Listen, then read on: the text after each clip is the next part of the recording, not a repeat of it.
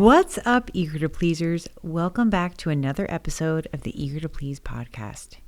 One of the hardest yet most honest songs I've ever been a part of writing is the one you're about to hear called I Said Yes, written with the incredibly talented Jamie Floyd. I remember so vividly, like it was yesterday, signing up for one of her song therapy sessions in December of 2022, waiting nervously for her to jump on our Zoom call because I was about to ask the queen of sad songs if we could write the ultimate sad song that day. She hops on our call, smiling as always, and I just blurt out, "I need to write a sad song today, Jamie. I know you're happily married, but I'm not. I think I'm getting divorced." Her smile quickly faded, and in no time, we were both crying. I shared with her the story I'm about to share with you. Nothing but raw, honest, real emotions. The ugly tears kept streaming, and she just kept pushing me to go there. Because as uncomfortable as that was for me, my job as a songwriter is to tell the emotional truth and to create this human experience using lyrics and melodies that invite you as the listener in, as if you're seeing this scene being played out in a movie. Only this scene was my real life. When I started sharing this song with others, and believe me, it took quite a while to get the courage to do that because I was afraid of being judged. I can't tell you how many other women had told me that they could relate. Their situation might not have been exactly the same, but they could picture their life and insert it in the song. They too said yes when they should have said no. I'm fully aware that if you listen to this song without the context behind it, the woman in this situation could be misconstrued as a manipulative, cold-hearted bitch. In fact, one of my very closest and dearest songwriting mentors pointed that out to me until he knew the backstory, which is why I feel so compelled to share it with you. Aside from burying my father and sister, breaking somebody else's heart has been the hardest thing I've ever had to do. I never intended to have a marriage that would end nearly 20 years after it started, and having 3 children, 3 dogs, multiple moves, and building 2 houses together, but it did. And as painful as that reality is, we are both so grateful to each other for those happy times together, especially for our 3 daughters who are the center of both our lives. And I hope after listening to I Said Yes, you understand these feelings did not come from a place of manipulation or malice, but from a young, conflicted woman who didn't know how to have hard conversations and instead chose his feelings at the expense of her own. I was never the little girl who grew up wanting to get married and have kids. Far from it, actually.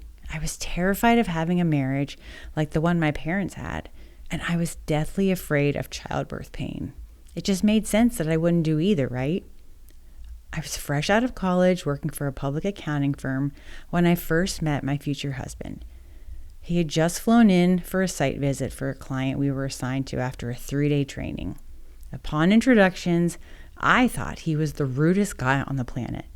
We later joked about his extreme disinterest in exchanging pleasantries that day because his training and back-to-back flights had gotten the best of him.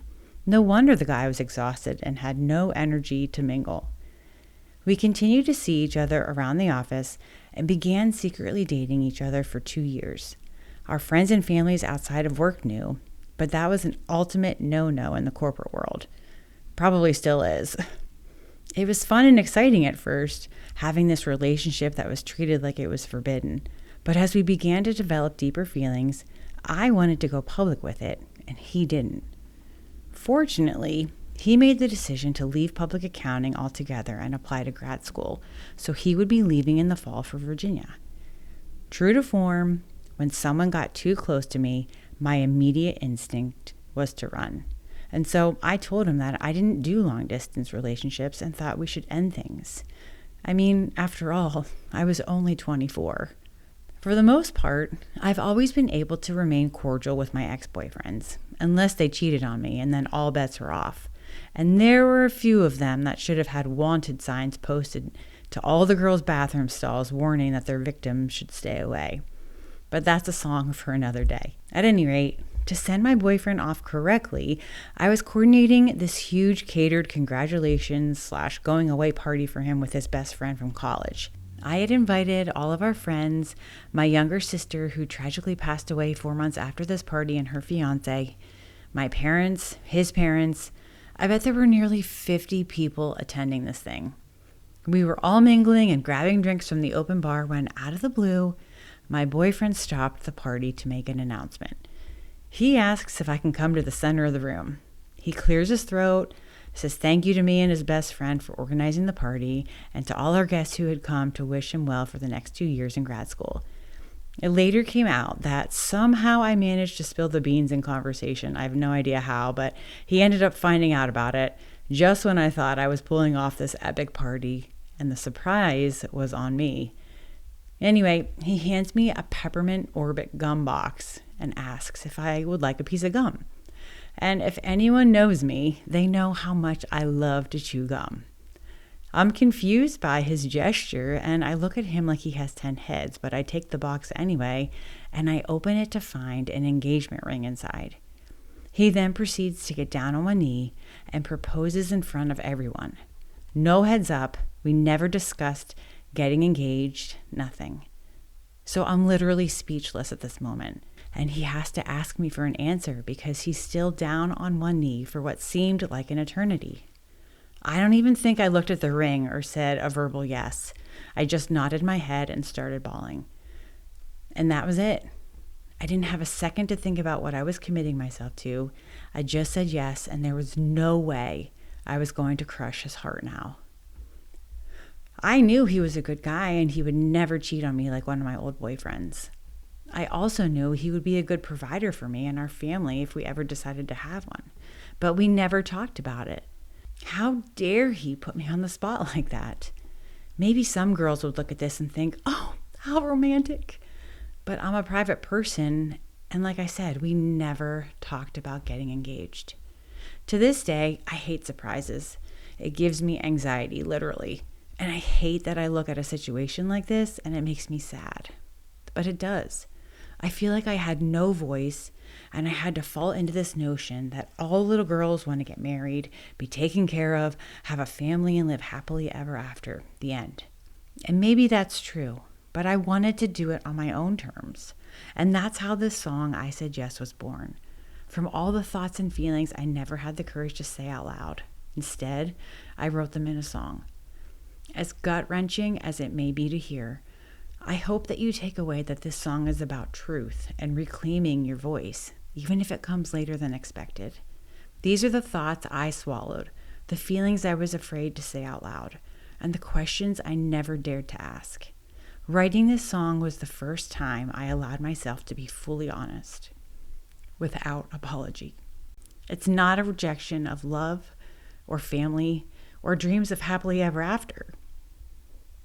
It's a declaration that my life and my choices get to be written on my own terms, in my own time. And maybe that's what saying yes really means.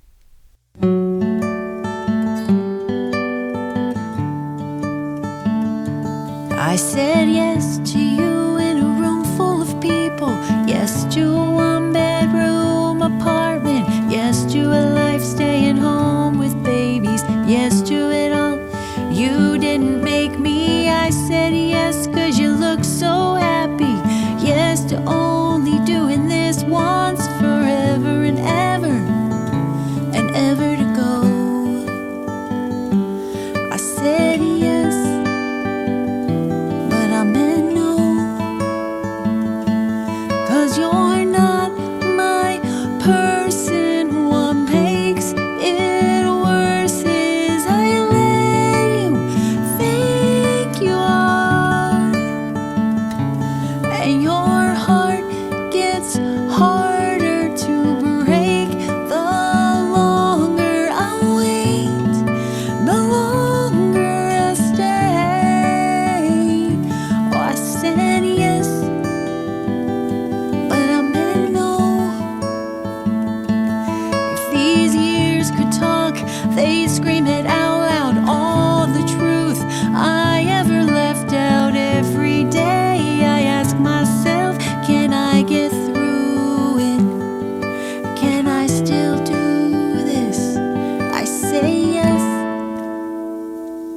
but you're not my person. What makes it worse is